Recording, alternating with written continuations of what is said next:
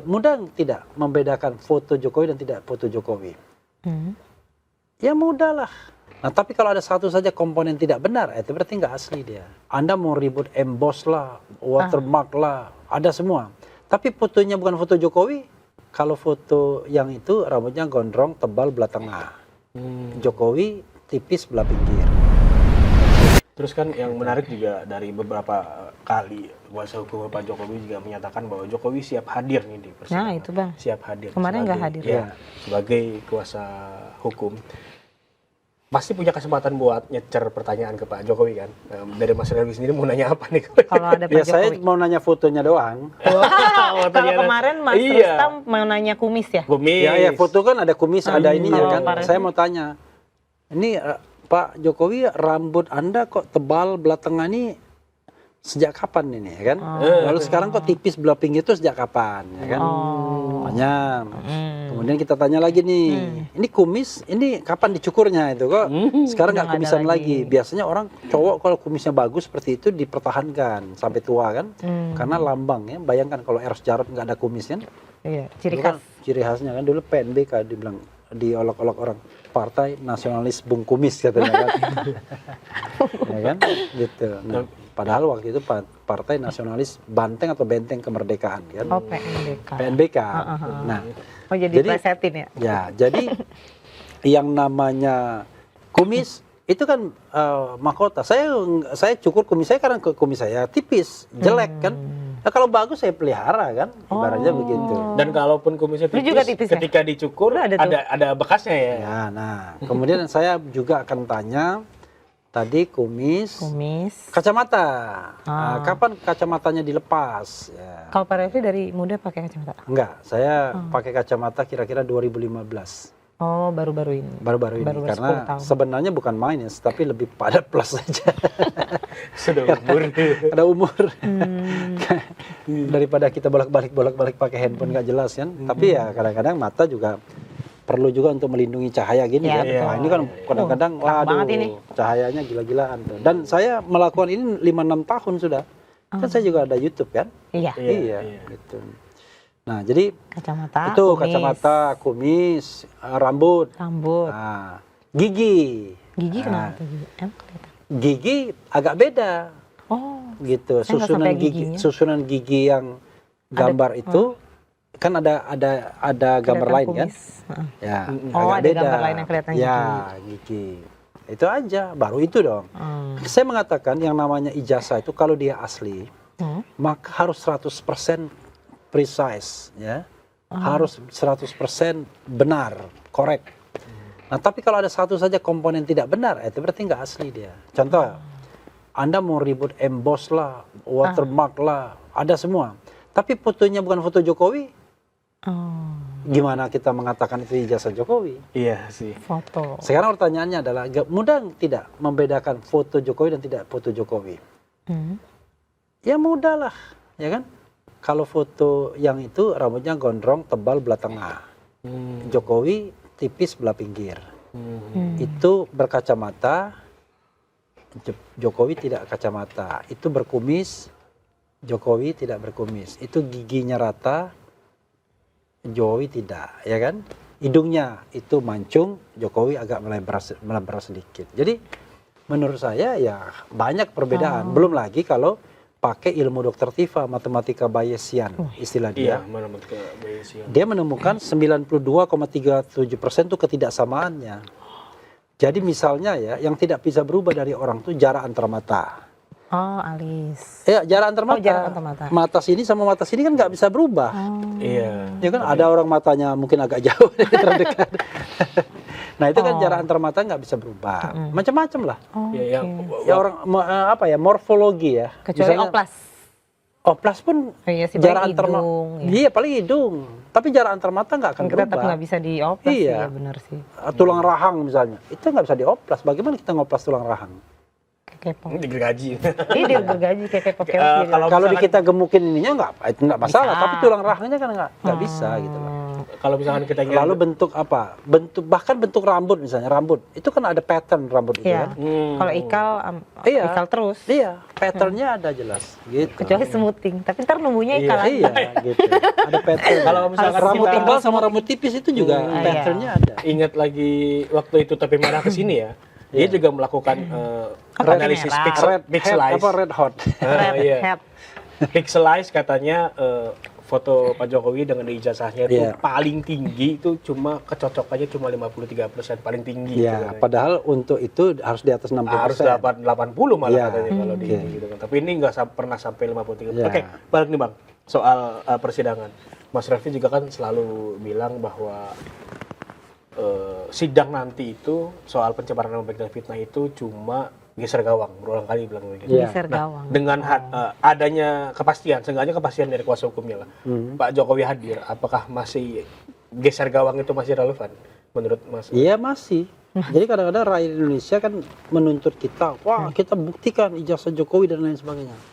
Kalau Jokowi cerdas dia akan bilang, loh yang Anda teliti kan dokumennya Dian Sandi, ya sudah. Bukan ijazahnya dia. Kalau gitu saya nggak mau, berarti saya salah alamat juga. Tapi dia harus mengakui dia salah alamat kan. Orang yang diteliti ijazah Dian Sandi ya dia yang marah kan begitu. Tapi kalau dia memang ingin menghukum Roy Suryo, dia akan cari cara memutar apapun yang dilakukan. Ya maka kalau begitu kan kondisinya kita berarti sama-sama mau mengajak sebuah pada pembuktian yang memang substantif. Nah, kalau pembuktian substantif ya kita senang. Cuman saya membayangkan mekanismenya seperti apa. Kan dalam pasal fitnah itu yang disuruh membuktikan itu orang yang dianggap memfitnah. Nah, Mas Roy cukup membuktikan bahwa dokumen Dian Sandi itu memang palsu. 99,9% itu bukan Jokowi kan begitu. Misalnya melalui fotonya. Atau dia melalui teknologi ELA dia kan, error level analysis misalnya. Nah, selesai kewajiban dia. Tapi kan kata Pak Jokowi, ini bukan dokumen saya, it's up to hakim. Bagaimana hakim mau menilainya kan? Yang penting tugas Mas Roy adalah melakukan pembuktian bahwa apa yang dikatakan bukan fitnah. Subjek itu dokumen Dian Sandi. Sama Dr. Tifa juga begitu. Subjek itu dokumen yang diupload Dian Sandi. Semuanya ke Dian Sandi. Itu yang menjadi patokannya. Kenapa bukan dokumen yang diserahkan ke KPU? Belum muncul. Belum ada kan waktu itu. Belum muncul kan ketika Pak Jokowi mengajukan melaporkan ini tanggal 30 April 2025, dokumen-dokumen Jokowi yang oleh Bonotua dituntut itu belum muncul. Nah, kalau sudah muncul harusnya dokumen itu yang diteliti begitu. Bukan yang dia posting Dian Sandi. Ya. Karena dokumen itu adalah dokumen yang dipakai untuk pencalonan kan begitu. Iya. Itu yang menjadikan ini public standing gitu kan. Iya. Terus Gitu. pertanyaan lagi dari Okezners dari Refli Ikhwan nih. Bang Refli, ada nggak sih Bang teror mistis yang diterima Mas Roy dan Dr. Tifa? Tanya mulu, ini mulu, lu kayaknya gue tandain lu. Ada teror mistis Ada teror, atau teror deh, ancaman. Jadi saya nggak tahu ya kalau teror mistis ya. Suatu saat seorang klien, saya tidak sebut namanya ya, mengatakan di rumah dia banyak belatung gitu ya, banyak pohon apa ya namanya? Ya belatung gitu ya. Iya, belatung. Belatung Yang ulat-ulat gitu, banyak ulat. Iya. Banyak ulat gitu. Dan itu kejadian kedua dalam hidup dia. Nah, apakah itu sebuah teror mistis? Ya saya nggak tahu. Belum ada landasan hukumnya. Iya kan? Kita nggak tahu. Tapi itu terjadi lagi dalam hidup dia 2 kali. Misalnya begitu. Tapi saya kan juga nggak bisa mengatakan A, B bahwa itu sudah dilakukan teror dan lain sebagainya. Yang saya lihat ya, yang kira-kira secara ilmiah bisa dijelaskan. Nah, teror itu menurut saya bukan tidak ada. Begini, yang dialami Dr. Tifa itu menurut saya sangat, saya gini ya, saya minta maaf dulu sama Dr. Tifa karena saya bukan lawyernya lagi dalam pengertian sekarang kita sudah split ya. Tetapi yang dialami dia menurut saya patut kita renungkan apakah ada kaitannya atau tidak. Satu, ketika mau ujian seminar hasil tanggal 19 Juni tiba-tiba dia ditangkap. Dan terpaksa ujian di Polda, Kamnek. Kemudian apalagi tanggal 2 Juli dia sidang, harusnya tanggal 3 Juli dia ujian tertutup batal. Ya. Ujian tertutup disertasinya yang mengakibatkan dia tidak bisa promosi sebagai doktor. Ya, kasihan. Kemudian tanggal 29 Juni pada saat kita sidang pra peradilan, tiba-tiba rumahnya disita eksekusi. Itu viral banget. Ya kan? Ya iNews yang bikin viral. Karena saya lihat tuh kreditnya iNews, ya kan? Nah, saya tidak tahu apakah ini bagian dari teror atau tidak. Ya nilai aja. Kan kita nggak bisa mengatakan. Kayak sesuatu yang Tetapi kebetulan ya. seperti koinsidensi itu kan, gitu. Jadi ditangkap saat mau seminar hasil, kemudian tidak jadi ujian tertutup dokter sehari setelah sidang, kemudian tanggal 29 Juni sebelumnya apartemennya digeruduk orang untuk sita eksekusi. Iya. Nah, saya tidak tahu apakah ini sebuah bentuk teror atau apa. Oke. Mungkin sebelum tutup, ini ada pertanyaan yang menarik banget, yang mungkin harus aku tanyakan dulu nih ke Mas Refli. Ini soalnya menarik nih. Apakah peradilan Pak Roy ada pengaruh ke sidang Dr. Tifa? Semisal kalau nanti pasal ITE-nya digugurkan Pak Roy, Bu Tifanya terpengaruh. Secara hukum bisa nggak, Bang? Kalau misalkan Dr. Tifa nggak ngajuin. Paragraf kedua dimenangkan nih. 32 dan 35-nya gugur. Misalkan. Itu bisa pengaruh ke Dr. Tifa nggak? Secara pengaruh langsung tentu tidak, karena Dr. Tifa kan tidak mengajukan.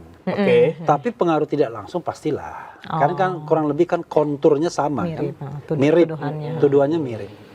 Jadi Mas Roy, Dr. Tifa itu dituding 3235 plus respon sesungguhnya. Kalau kita bandingkan, itu yang paling banyak itu respon sesungguhnya. Yang paling banyak melakukan simulasi, edit dan lain sebagainya. Tapi sekali lagi, ya itu bukan dalam rangka merusak dokumen orang lain, tapi itu adalah berusaha membuktikan secara ilmiah mengenai keabsahan sebuah dokumen. Itu beda. Jadi nggak bisa dikatakan bahwa itu adalah sebuah kejahatan. Apalagi Dr. Tifa lebih sumir lagi, masa kata-kata cuma. Kan Dr. Tifa kan tidak pernah menggunakan katakanlah sebuah tools apapun untuk melakukan yang namanya image processing, ya, memprocessing image tersebut. Tapi kena juga deh pasal 3235 kemarin ngeluh. Bu Tifa itu bahkan nggak bisa ngedit foto loh katanya. Tapi kok bisa dikenakan sanksi itu? Ya itulah saya mengatakan pasalnya itu ngawur bin ngawur. Tapi sayangnya pasal ini yang ngawur jelas itu masih digunakan untuk mendakwa. Tetapi ya sudahlah ya, barangkali pada waktu ini ada semacam apa istilahnya konspirasi. Jangan juga mengatakan demikian. Tetapi intinya adalah penggunaan pasal 32 ayat 1 dan 35 itu adalah semacam bargaining position untuk menahan dan menangkap dan menahan. Karena kalau tidak digunakan pasal itu ya santai. Nggak ada lagi. Karena ancaman 2 tahun. Karena ancamannya 3 tahun, 9 bulan. Ya, kalau nggak gitu. terbukti gampang deh. Gitu. Jadi dia santai menghadapi persidangan. Kemarin kan kayak roller coaster kan. Waduh, ditangkap, ditahan, ditahan apa enggak, ditahan apa enggak, ditahan apa enggak. Karena ada pasal-pasal yang ancaman hukumnya di atas 5 tahun begitu. Oke, Bang Levi, mungkin closing statement nih dari Bang Levi untuk sidang nanti atau pra peradilan. Iya. Untuk pra peradilan atau untuk yang mana? Untuk yang semuanya. Jadi closing statement buat pemirsa Daily Buzz ya, dukunglah kami terus ya di jalur untuk memperjuangkan kebenaran dan keadilan. Kami meyakini bahwa ijazah Jokowi itu palsu, tidak original, karena itu kita berjuang terus untuk membuktikannya. Tapi sayangnya sidang yang akan disaksikan ini, ya, kalau nanti masuk pokok perkara, bukanlah sidang untuk membuktikan ijazah palsu, tapi sidang yang mendakwa Dr. Tifa dan Mas Roy itu sudah melakukan fitnah, pencemaran nama baik, edit dokumen dan manipulasi dokumen. Nah, saya khawatir bahwa tidak ada waktu yang cukup atau adequate untuk pembuktian ijazah palsu Jokowi. Karena itu harus forum tersendiri. Nah, kalau ini ya tentu kita akan berkonsentrasi untuk membela Mas Roy kalau saya, tetapi sekaligus siapa tahu ya nanti ada celah-celah bisa dalam tanda kutip mengeksploitasi Pak Jokowi untuk benar-benar bisa membuktikan bahwa dia memiliki ijazah asli, atau sebaliknya kita yang berhasil membuktikan bahwa ijazah Pak Jokowi itu tidak asli alias palsu. Itu saja. Dan kita berharap bahwa tidak ada intervensi politik apapun, dan kemudian ada hukum yang bisa diperjuangkan betul-betul tegak lurus. Jadi bukan lagi tumpul ke atas dan tajam ke bawah, tapi sama-sama tajam, sama-sama tumpul ketika tidak benar, sama-sama tajam ketika dia benar. Itu saja dari saya. Wassalamualaikum warahmatullahi wabarakatuh. Terima kasih Pak Refli sudah. Gak sempet baca? Dengerin aja, klik icon text to speech di okezone.com.